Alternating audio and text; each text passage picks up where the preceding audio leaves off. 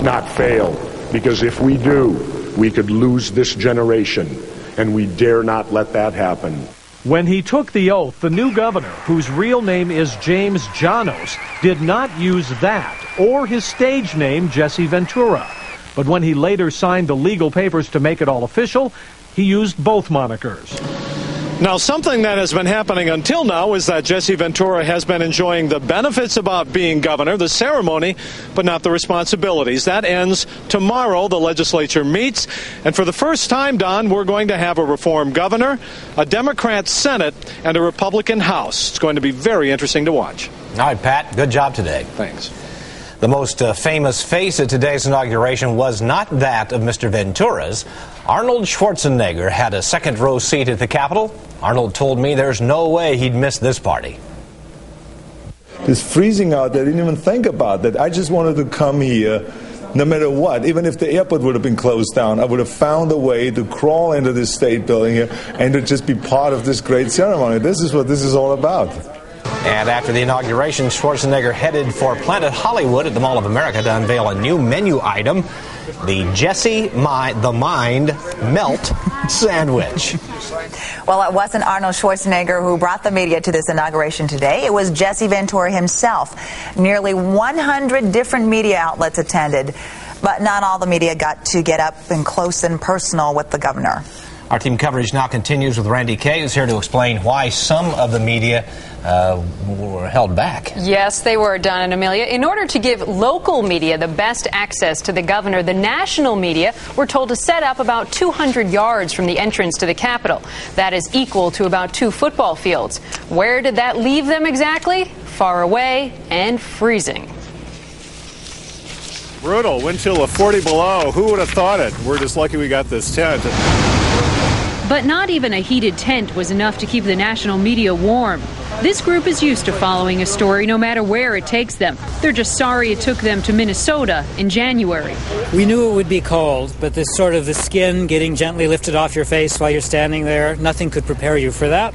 With temperatures this cold, members of the national media were afraid that their equipment would freeze. But it wasn't the equipment that froze, it was something else. It's mostly my toes that are bad and my fingers. My father gave me these gloves for Christmas, but this is kind of a joke out here. I have so many layers on. MSNBC anchor Soledad O'Brien dressed in layers, but that didn't stop her face from freezing, affecting her ability to speak.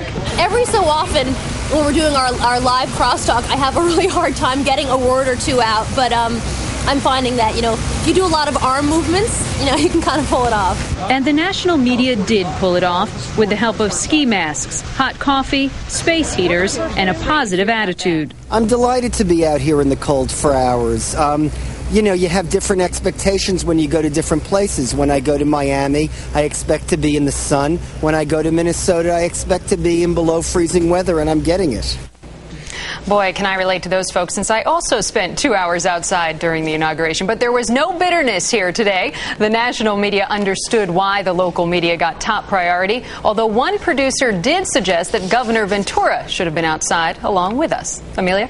Brandy, we knew you could handle it. Thank you. 5 other elected officials also took the oath of office today. They are Lieutenant Governor May Shunk. She's been a school teacher and administrator. Mike Hatch was sworn in as the new Attorney General. He used to be the state's Commerce Commissioner. Mary Kiffmeyer is the new Secretary of State. She has a background in nursing. And Judy Dutcher took the oath for the second time as state auditor. Carol Johnson is state treasurer. That's Judy Dutcher right there. There's Carol Johnson. She served more than a decade as chief assistant to the state treasurer. Governor Ventura didn't make many promises during the campaign, but he did say that budget surplus money should be given back to the taxpayers. About 40 people Jesse Ventura on his future as governor of Minnesota. Youngsters watch, eyes glued to their screen, as their teacher, May Shunk, is sworn in as the new lieutenant governor of Minnesota. And what do Jesse's one-liners from the movies say about his political beliefs? A magazine makes some interesting predictions. The duties of the office of governor. The duties of the office of governor of the state of Minnesota. Of the state of Minnesota. To the best of my judgment. To the best of my judgment. And ability. And ability. So help me God. So help me God. Congratulations, Governor. Thank you, sir. And with those words, just almost exactly 6 hours ago, a new era in Minnesota politics begins. Ladies and gentlemen, the governor of the state of Minnesota.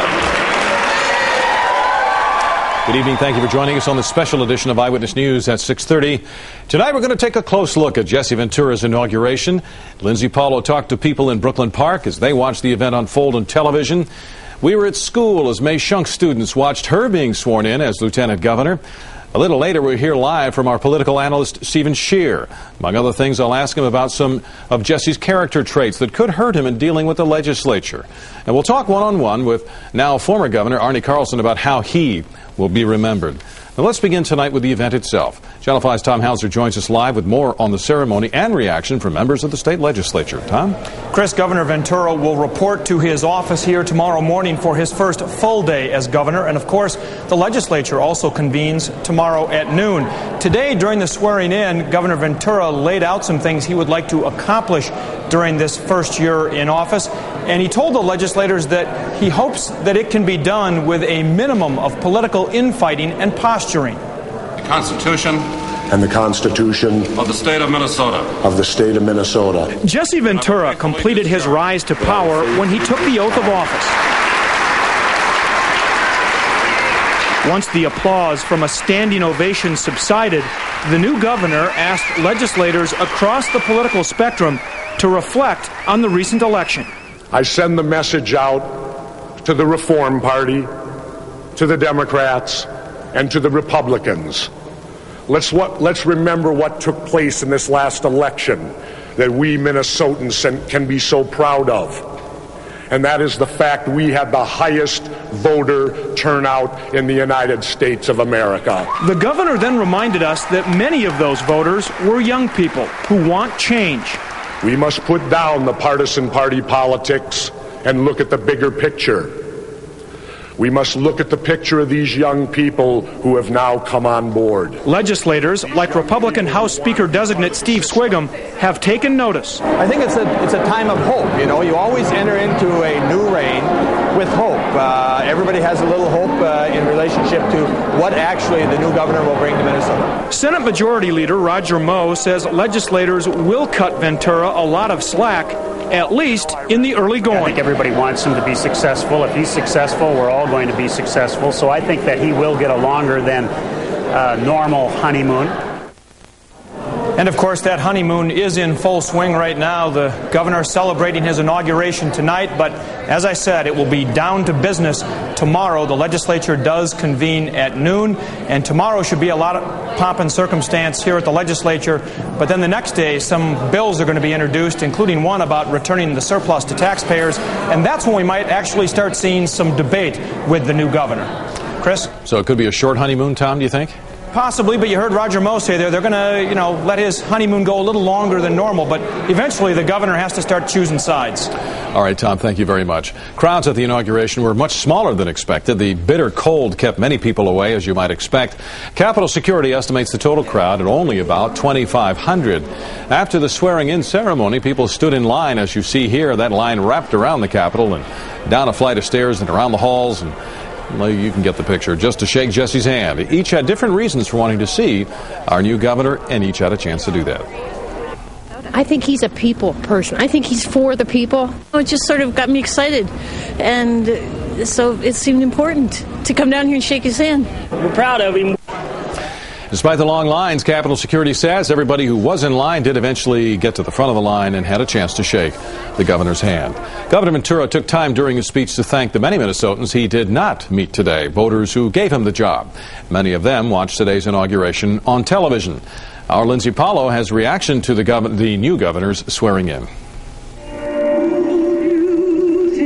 Well, looks like the pomp and circumstances started.